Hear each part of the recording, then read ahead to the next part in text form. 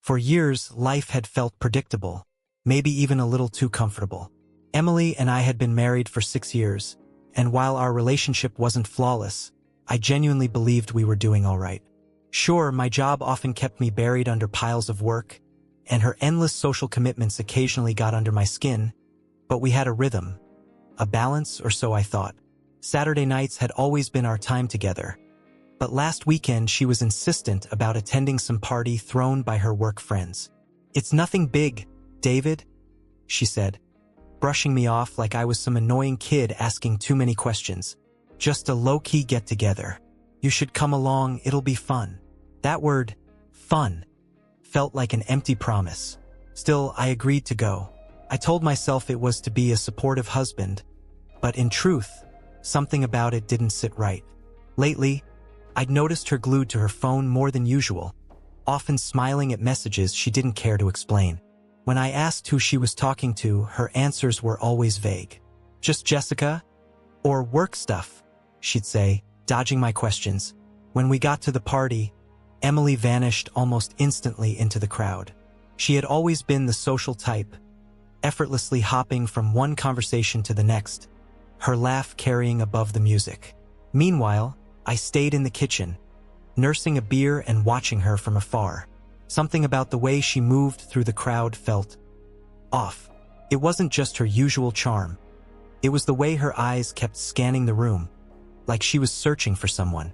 Then, after a while, she slipped outside. I tried to shake the feeling that something was wrong, but I couldn't let it go. Against my better judgment, I decided to follow her. A few minutes later, I stepped outside into the cool night air. The backyard was lit by strings of fairy lights, and the sound of laughter filled the space. At first, I didn't see her, but then I heard her laugh, a soft, intimate sound, from the far corner of the yard. That's when I spotted her, my wife with a man I didn't recognize. They stood way too close for it to be innocent. Her hand rested lightly on his chest while his arm hung casually around her waist. They leaned into each other, their heads close like they were sharing a private secret meant for no one else. And then they kissed. My heart pounded so hard it felt like it might burst, and my brain screamed at me to look away, but I couldn't. I stood there, frozen, unable to move as the woman I thought I knew betrayed me right in front of my eyes. The beer bottle in my hand slipped from my fingers, landing on the ground with a dull thud. She flinched at the sound, her head whipping around until her eyes locked onto mine. For a few seconds, we just stared at each other, her face pale with shock, mine likely contorted in a mix of anger and disbelief. The guy, Eric, I later learned, looked confused, but I didn't stick around to hear what he had to say. Without a word, I turned and walked back inside. My chest felt like it was on fire, my vision blurred, and my mind raced with 1,000 questions I wasn't ready to face. Emily didn't come home that night. When she finally showed up the next morning, she looked like a wreck, her makeup smudged, her eyes red and puffy from crying. She stood on the porch, clutching her phone like it was her only anchor and shivering in the cool morning air. "David," she started, her voice shaky and weak. "Please, let me explain." Explain? As if there was anything she could say that would make this better. But I wasn't about to let her turn this into some sob story where she got to play the victim. Not yet. Without saying a word, I stepped aside and motioned for her to come in. The living room was still a mess. A whiskey bottle sitting half-empty on the table, and the glass I'd abandoned the night before still in its spot. She glanced around, her lip quivering, but I didn't care enough to make her feel comfortable. Not after what I'd seen. "Sit down," I said, surprised by how cold my voice sounded. She lowered herself onto the edge of the couch, perching there like a kid bracing for a scolding. I stayed standing, arms crossed over my chest, looming over her. The silence stretched between us, thick and heavy with unspoken words I wasn't sure I could even get out. Eventually, I broke it. "Who is he?" Emily's head jerked up, eyes wide, like she hadn't expected me to cut straight to the point. "David, it's not." "Don't," I interrupted sharply, the edge in my voice enough to make her flinch. "Don't even think about telling me it's not what I think. I saw you, Emily. I was there." Her face twisted, and for a second I thought maybe, just maybe, she'd come clean. Instead, she crumpled, burying her face in her hands as loud, ugly sobs shook her shoulders. The sound grated on me, scraping against what little patience I had left. "Stop crying," I snapped, my tone harsher than I intended. "You don't get to be the victim here. I want answers. Who is he? How long has this been happening? And why the hell did you think you could do this to me?" Her hands slowly dropped from her face, revealing the mess of tears and smeared makeup. When she finally spoke, her voice barely made it above a whisper. "His name is Eric. He's from work." I let out a bitter laugh that felt like it cut my throat on the way up. Of course, the classic office affair. "How long?" She hesitated, and I could practically hear the gears turning as she tried to find the least incriminating answer. "A couple of months," she mumbled, her voice so faint I almost missed it. "Months?" I echoed, the word tasting bitter as I said it out loud.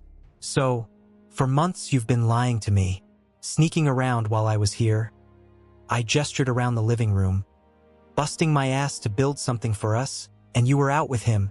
"It wasn't like that," she choked out, her voice cracking under the weight of her own excuses. "David, it didn't mean anything, I swear. I don't even know why I cut her off again, my words like ice. "A mistake, right? Burning dinner, that's a mistake. Locking your keys in the car, maybe. But this was a choice, Emily. A choice you made over and over." Her sobs grew louder, and for the first time since she walked through the door, I felt something close to satisfaction. Good. Let her feel it. Let her sit with the mess she made. "What happens now?" she finally asked, her voice barely audible over the weight of the room. I stared at her, the woman I thought I knew, the woman I thought I could trust, and I realized I didn't have an answer. The life we built together felt shattered, and I wasn't sure I even wanted to pick up the pieces. "You're going to pack a bag," I said, the words coming out steadier than I felt. "And you're going to leave." Her head shot up, eyes wide with panic. "David, please." I raised a hand, cutting her off mid-sentence. "I need time, Emily. I can't even look at you right now." Her lips parted, like she wanted to argue, but one glance at my face told her it wasn't worth it. Her shoulders slumped as she stood and quietly made her way to the bedroom. I could hear the muffled rustling of her packing, but I didn't follow. Couldn't. When she finally left, the house felt unbearably quiet. Not peaceful, just empty. Pressed down on me, making it hard to breathe. For the first time in years, I was alone, and I had no idea what to do with it. The silence wasn't comforting. It sat heavy in the room, buzzing with all the thoughts I was trying to avoid. I sank onto the couch, staring at the blank TV, playing the night over in my head on a loop, her laugh in the backyard, Eric's hand on her waist, the way they kissed like I didn't even exist. The more I thought about it, the sicker I felt. By noon, the stillness was unbearable. I grabbed my phone, scrolling aimlessly through my contacts until I landed on Chris. We'd been best friends since high school, and if there was one person who could keep me from losing my mind, it was him. I needed that now more than ever. "David, what's up?" Chris answered on the second ring, his voice relaxed like it was just another lazy Saturday. "She's gone," I said, the words falling flat. Saying it out loud felt strange, like I was trying to convince myself it had actually happened. There was a pause on the other end. "Gone? Wait, what do you mean?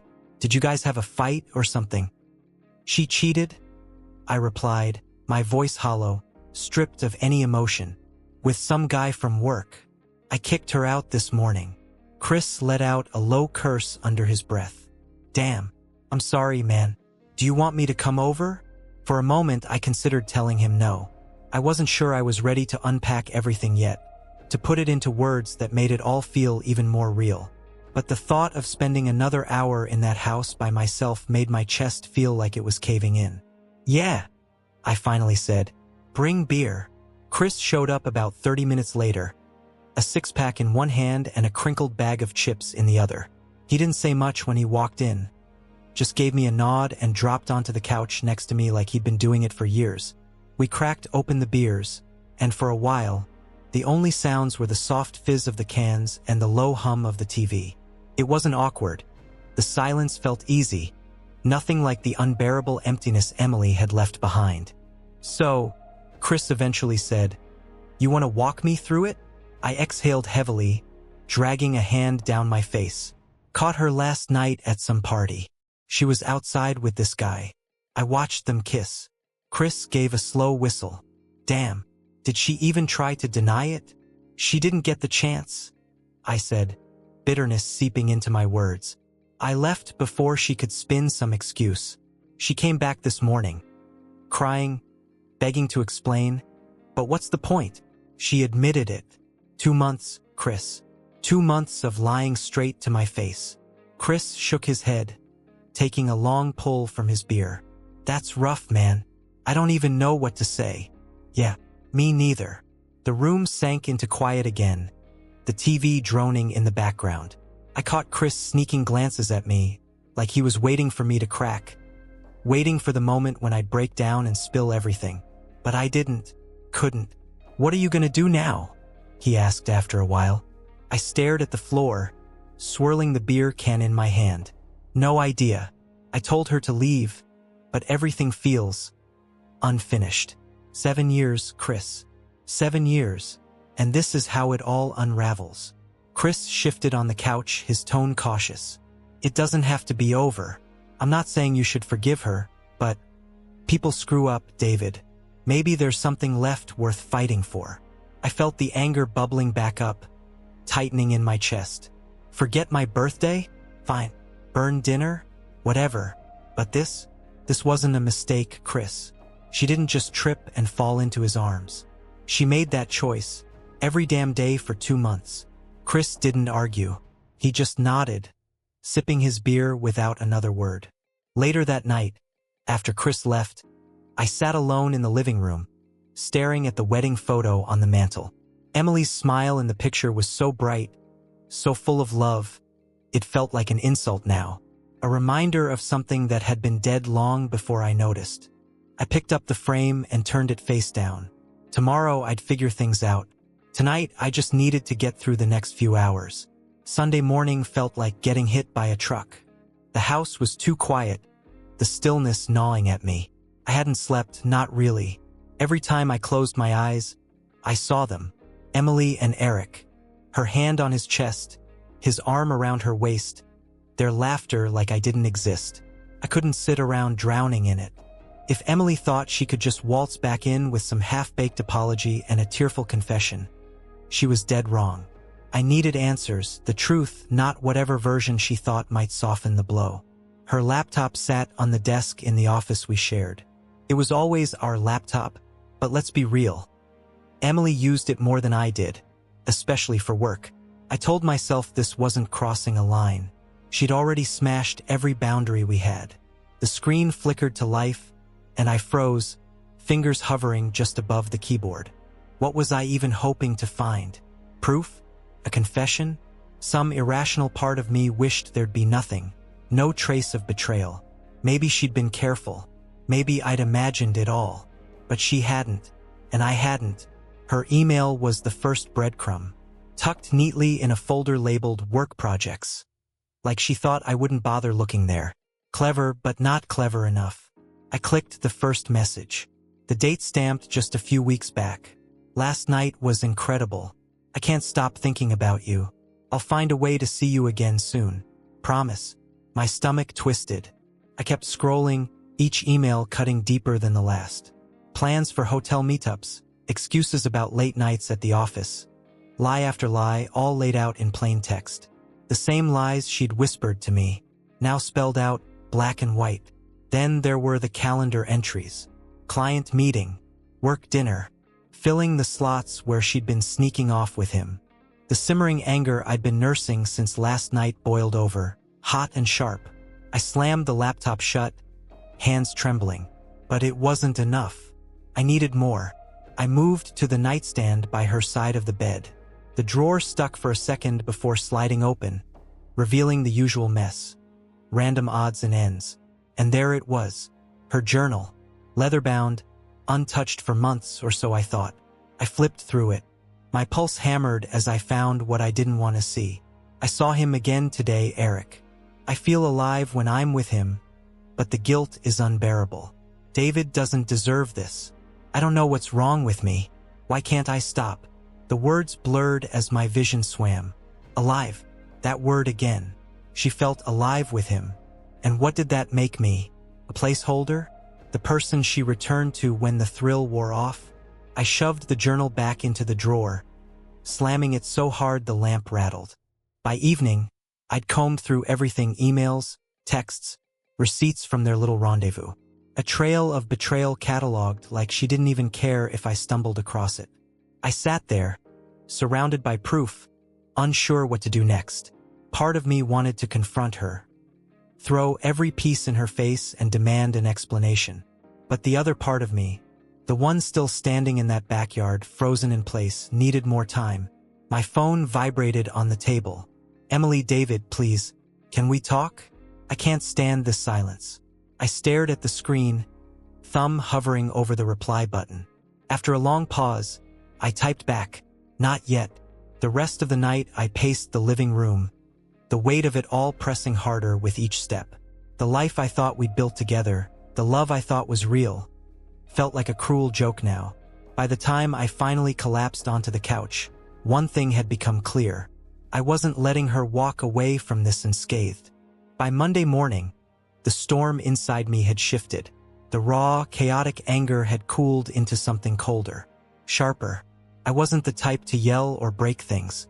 Emily had already taken enough from me. My pride, my trust. But I'd make sure she faced the fallout. Around midday, my phone buzzed again. Emily, please, David. I need to talk to you. Can we meet? I stared at the message, jaw tight. A part of me wanted to leave her hanging, let her twist in the silence she deserved. But I couldn't avoid this forever. If we were going to have it out, it would happen on my terms. Fine, I typed back. Meet me at the house at 6. Don't be late. The hours crept by. I went over everything again. Emails, texts, every scrap of evidence she couldn't deny. By the time the door creaked open and she stepped inside, I was ready. Emily looked like hell. Dark circles under her eyes, her face pale and worn. She tried to offer a weak smile, but the weight of my stare killed it before it could land. This wasn't going to end with a hug and forgiveness, and she knew it. David, she began, her voice unsteady, practically shaking. Thank you for letting me come back. I just need to. Sit down. I cut her off, my words sharp as a knife. She obeyed, sinking onto the couch, her hands twisting nervously in her lap. I set the laptop and journal down on the coffee table between us. Her eyes flicked between them, hesitation and fear flashing across her face. What's this? This, I said, flipping open the laptop, is everything you thought you could hide. Your emails, calendar entries, every excuse you fed me so you could sneak around with him. Her face drained of color. Her mouth opened, but no words came, just the faint sound of air leaving her lungs. David, and this, I interrupted, holding up the journal, is your confession. I feel alive with him. Those were your words, right? Tears pooled in her eyes as she reached for the journal, but I pulled it back before she could touch it. No, I said firmly. You don't get to run from this. Sit there and listen. You owe me that much. For the next 20 minutes, I laid it all out. Every lie, every betrayal, every shred of evidence I had pieced together. By the time I finished, she was sobbing into her hands, her shoulders trembling with each ragged breath. Why? I asked, my voice cracking despite my efforts to hold it together. Why wasn't I enough? Her head lifted just slightly, her voice barely escaping her throat. It wasn't about you, she whispered. I know how that sounds, but it's the truth. I was lost, I guess. Stupid. I made a mistake. There it is, I said bitterly, tossing the journal onto the table. A mistake, like you tripped and fell into his bed. Like it wasn't a choice you made, over and over. She sobbed harder, but I felt nothing. No sympathy, no sadness. just the cold emptiness that had followed me since I saw her in that backyard. "I didn't mean for it to go this far," she murmured weakly. "But it did," I replied, my tone flat. "And now you live with the fallout." Her eyes searched mine, desperate. "What happens now?" I stared at her. The woman I thought I'd grow old with, and felt the weight of what I was about to say. "What happens now," I said carefully, "is we're done. I'm filing for divorce." Her face crumpled, fresh tears cascading down her cheeks. "David, please, don't do this. I can fix it. I'll do whatever you need." "You had your chance," I said, cutting her off, my voice firm but void of warmth. "And you threw it away. Now you live with that too." She stayed for another hour, pleading through tear-streaked cheeks and shaking hands. I listened, but I didn't bend. When she finally left, I felt the weight in my chest shift, just slightly. For the first time in days, I could breathe. The life we'd built together was over, but I was still here, and for now that was enough. The days that followed blurred together. I went through the motions, working, coming home, trying to sleep, but everything felt hollow. Nights were the hardest. I'd sit alone, staring at the empty space by the door where Emily's shoes used to be, or at the dent in the couch where she used to curl up with a book. Funny how someone's absence could be louder than their presence ever was. Chris dropped by a few times, bringing takeout and cold beers. He didn't press me to talk, but I could tell he was waiting, watching for the cracks to start showing. "You need to get out of here," he said one evening, flipping through the channels aimlessly. "Sitting around like this isn't helping." I shrugged, taking a slow sip of beer. "I'm not ready for all that." "Fair enough," he nodded. "But you can't keep hiding, man." "I know," and I did, but knowing didn't make it easier. A week after Emily left, I finally picked up the phone and called a lawyer. Sitting in that office, signing the papers that would dismantle 7 years of my life, felt surreal. But it also felt like the first real step forward. Greg, the lawyer handling the divorce, was an older guy, professional but with a warmth I hadn't expected. "These things are never easy," he said as I signed the final document. "But it gets better. Give it time."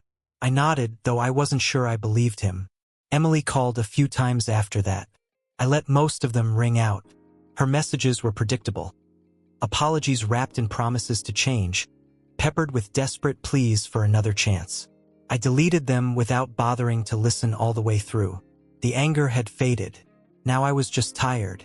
On the day the divorce was finalized, I sat alone in the courthouse parking lot, staring at the stack of papers on the seat beside me.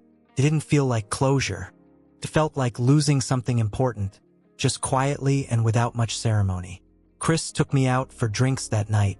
"To new beginnings," he said, lifting his glass toward mine.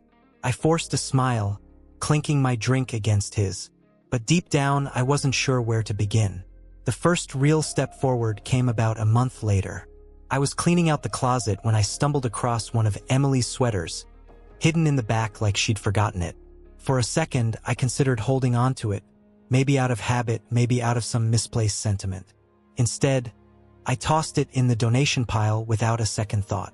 That felt like progress. Life didn't flip overnight. There were still rough days.